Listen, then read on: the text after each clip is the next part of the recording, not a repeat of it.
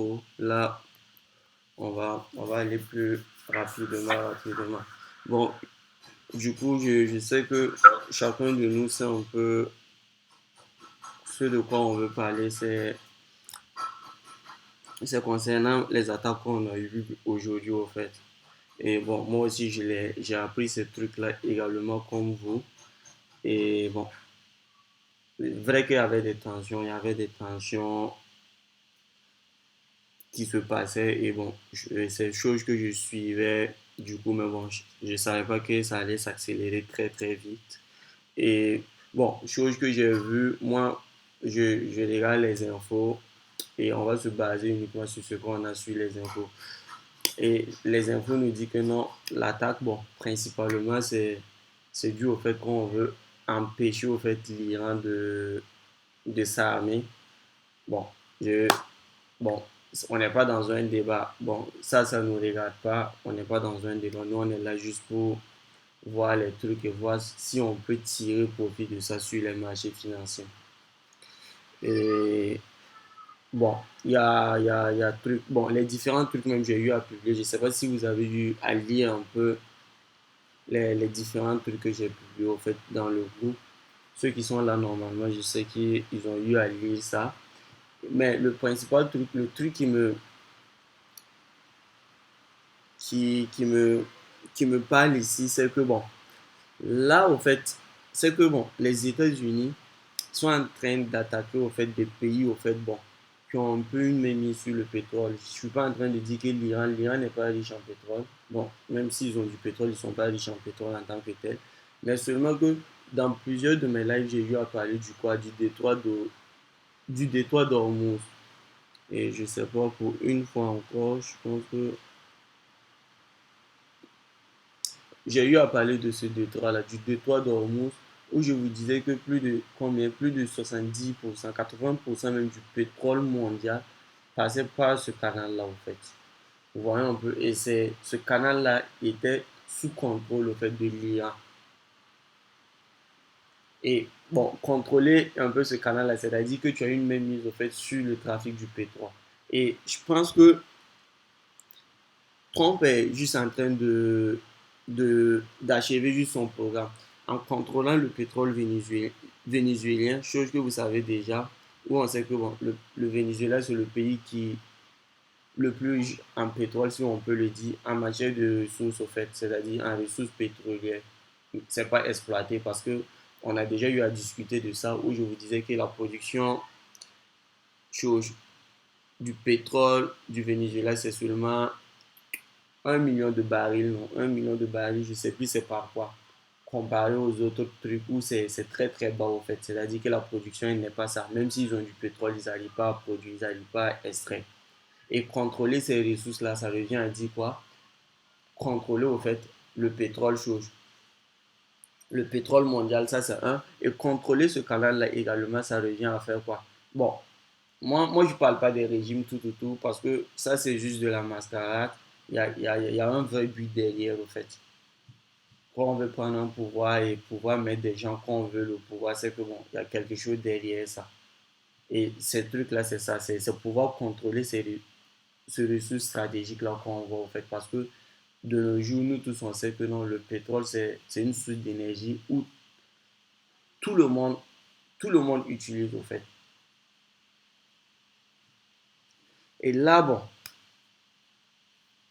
l'attaque du Venezuela, bon, vous avez vu un peu l'impact que ça a eu sur le pétrole. Il n'y a pas eu en tant que tel de l'impact. C'est-à-dire, bon, après, après la descente du président, il n'y a pas eu, la capture du président, il n'y a pas eu en tant que tel un moment. Et ça, je vous ai expliqué. C'est dû au fait que le Venezuela, c'est pas un grand producteur de pétrole, au fait.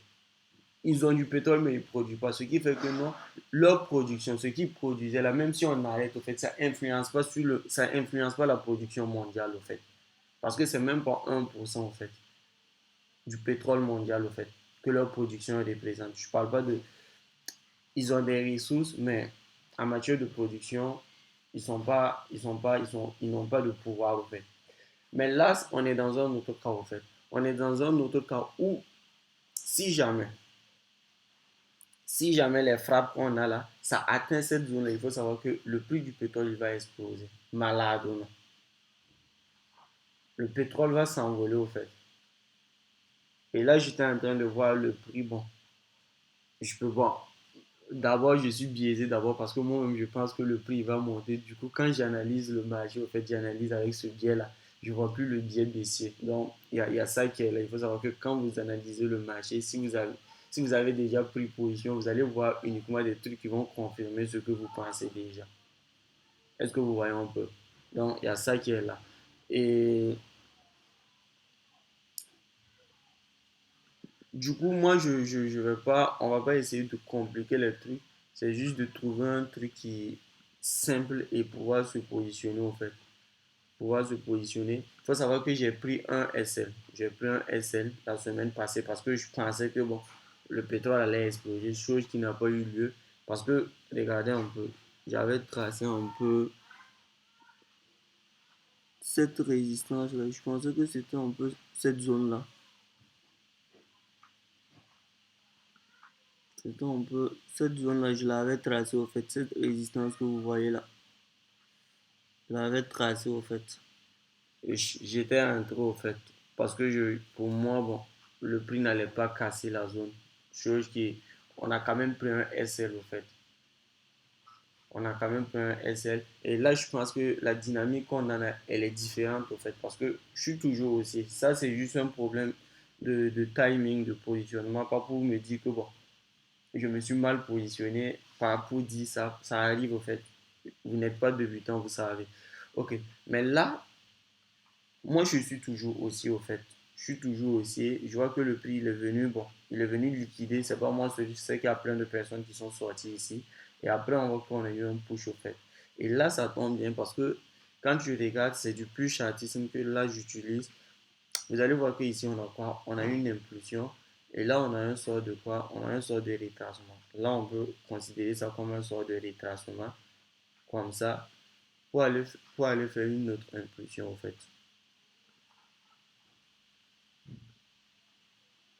Voyons un peu. Pour aller faire une autre impulsion. Et là, c'est un flag, au fait, que moi, je vois. Et c'est ce flag-là que je vais essayer de trader, au fait, à l'ouverture des marchés. Sachant que, bon, à l'ouverture des marchés, le marché peut s'ouvrir et directement on aurait une impulsion. Donc, tu n'auras pas le temps de te placer au fait. Si on a le temps de se placer, je pense que là même, bon, là, bon, on va bien matérialiser notre drapeau.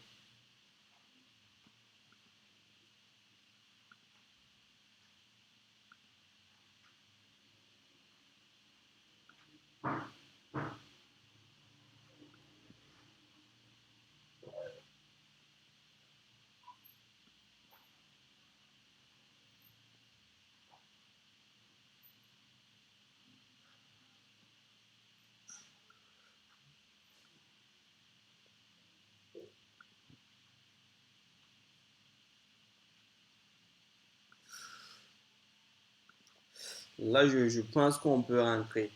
Maintenant, bon, il y a un souci ici. Moi, je ne connais pas le capital de tout un chacun, mais il faut savoir que moi, dans la majorité de ces cas-là, moi, je rentre, mais je ne mets pas de stop loss au fait. Je ne mets pas de stop loss parce que, bon, j'ai peur au fait que le marché il retrace et qu'il vienne toucher mon stop loss. Pourtant, bon, je suis toujours pour mon scénario. Ce qui va faire que, bon, peut-être, je vais prendre le trade mais je ne vais pas mettre de stop loss. Je ne vais pas mettre de stop loss, histoire de laisser évoluer et ne pas me faire sortir bêtement lors d'un retracement. Si également le compte se fait cramer, bon, il n'y a pas de problème, c'est un truc que j'accepte, les gars. J'accepte. Sinon, là, je trouve que c'est un bon point d'entrée et minimum, c'est aller chercher ce niveau-là. Maintenant, est-ce que à l'ouverture des marchés, est-ce qu'on aura un retracement avant de repartir? Ça, je ne peux pas savoir. Ça, je ne peux pas savoir. Et sinon, c'est un peu le scénario que je vois un peu. Juste le prix va accélérer directement pour aller chercher ce niveau-là et peut-être maintenant, bon, un peu retracer s'il y a des négociations qui se font. Parce qu'il faut savoir que c'est un peu ça. Il peut y avoir une négociation, hein. vous pouvez penser que non, ça va partir en couille directement et que bon, peut-être vous allez voir que la semaine prochaine, ils peuvent commencer à avoir une négociation, tout. Soit ça peut aller très très vite, ou bon, on va voir que bon, on capture le président, il y a quelqu'un d'autre qui prend le pouvoir. Et là, vous voyez que bon, le prix du pétrole va souffler au fait. C'est ça que je veux vous faire comprendre au fait. Mais là, on est dans un moment crucial où on sait que non, si ça doit se passer, c'est que bon, le pétrole va exploser. Le pétrole va exploser et attendre même que bon, ceux qui vont dire que je vais attendre un truc, un retracement, par exemple, ici, bon, je vois pas, par exemple, ici, je pense même qu'il y a déjà eu ce pullback là. Donc, dit que vous allez attendre un retracement, je pense que c'est pas intéressant. C'est pas intéressant parce que moi je juge que ça c'est un pullback. Je juge que ce qu'on a eu, on a déjà, on a poussé, on est venu casser cette train line qu'on a là, le haut du drapeau. Et également, vous allez voir qu'on a retracé pour venir faire un pullback. Et maintenant, je me dis qu'on doit partir. C'est un peu moi ma philosophie. Minimum, pour ceux qui n'ont pas du capital, mettez votre SL au fait en bas du pullback là. Mettez votre SL en tout cas en bas du pullback. C'est le minimum que vous puissiez faire. Moi de mon côté, je vais pas mettre de SL. Je vais laisser le marché respirer tout. Et prendre juste rentrer en position et laisser tourner en fait. Donc du coup, je sais pas, est-ce qu'il y a des questions? Je vous écoute.